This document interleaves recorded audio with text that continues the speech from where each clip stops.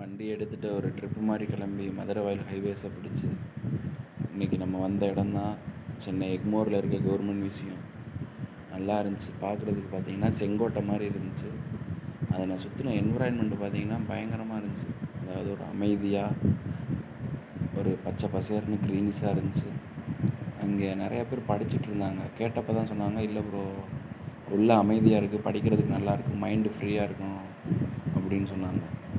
என்ன எக்ஸாமுக்கு ப்ரோ படிக்கிறீங்கன்னு கேட்டப்போ சொன்னாப்புல, இல்லை ப்ரோ காம்படிட்டிவ் எக்ஸாமுக்கு படிக்கிறோம் அப்படின்னு சொன்னாப்புல. நிறையா பேர் படிச்சுட்டு இருந்தாங்க. அவங்கவுங்க எக்ஸாமுக்கு படிக்கிறாங்க ப்ரோ அப்படின்னு சொன்னார்.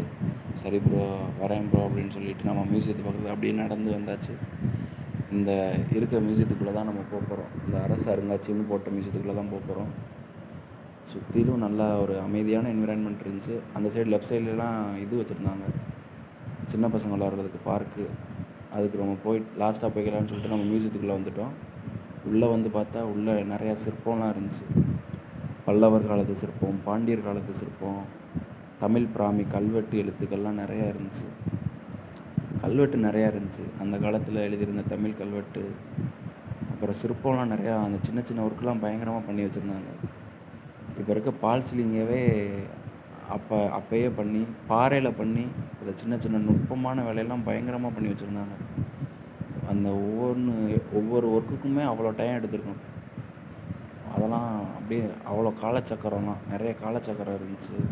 எலும்புக்கூடு தெரியுது பாருங்கள், அதை காட்டுறேன் பாருங்கள். அது வந்து ஒரு திமிங்கலத்தோட எலும்புக்கூடு.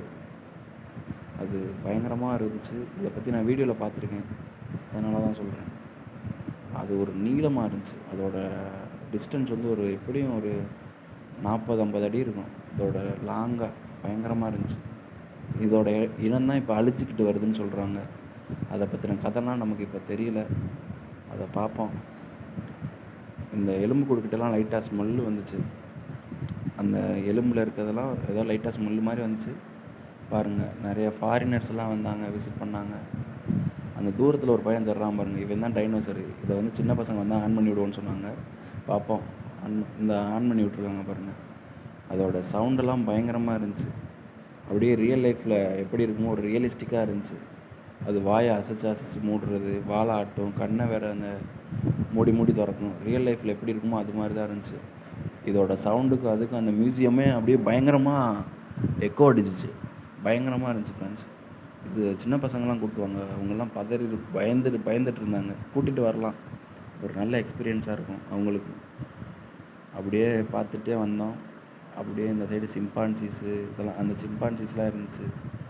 இவர் வந்து பயங்கரமாக போஸ் கொடுத்தாப்புல, ஹே பிரபு மாதிரி இருந்தாப்புல, ஹே பிரபு அந்த மாதிரி இருந்தாப்புல. அந்த சைடு அப்படியே பாம்பு சைடு போகலான்னு சொல்லிட்டு பாம்பு செக்ஷன் சைடு வந்தோம்.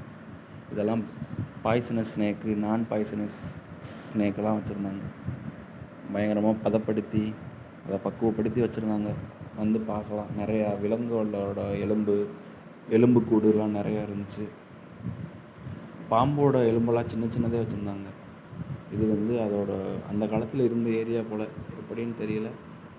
அதை ஏதோ ஒரு டிசைனாக பண்ணி வச்சுருந்தாங்க. அதில் நம்ம ஃபோட்டோகிராஃபர் தம்பி, நான் இதை ரியல் லைஃபுக்குள்ளே எப்படி இருக்குமோ அதே மாதிரி வீடியோ எடுத்து காட்டுறேன் அப்படின்னு சொல்லிட்டு எடுத்தாப்புல. சரி எடுங்க ப்ரோன்னு எடுக்க சொல்லிவிட்டு பார்த்தாப்புல. இந்த ட்ரெயின் போகிற மாதிரி எடுத்து தரேன் ப்ரோன்னு சொன்னாப்புல. எடுத்தாப்புல. அவரும் நல்லா இருக்கான்னு பாருங்கள். நல்லா இருந்துச்சுன்னா, நல்லா இல்லைனாலும் கமெண்டில் சொல்லுங்கள், நல்லா இருந்தாலும் கமெண்டில் சொல்லுங்கள். அவருக்கான கிரெடிட்ஸை கொடுங்க. பாருங்கள். சரி, அப்படியே பார்த்துட்டு நல்லா தான் இருந்துச்சு. அந்த சைடு வந்து சின்ன பசங்களுக்கான இது இருந்துச்சு. அதுவும் போய் பார்த்துட்டு அப்படியே வண்டி எடுத்துகிட்டு கிளம்பி சரி வீட்டுக்கு போகலான்னு சொல்லிட்டு அப்படியே வந்தாச்சு. அவ்வளோதான். அப்படியே கிளம்பி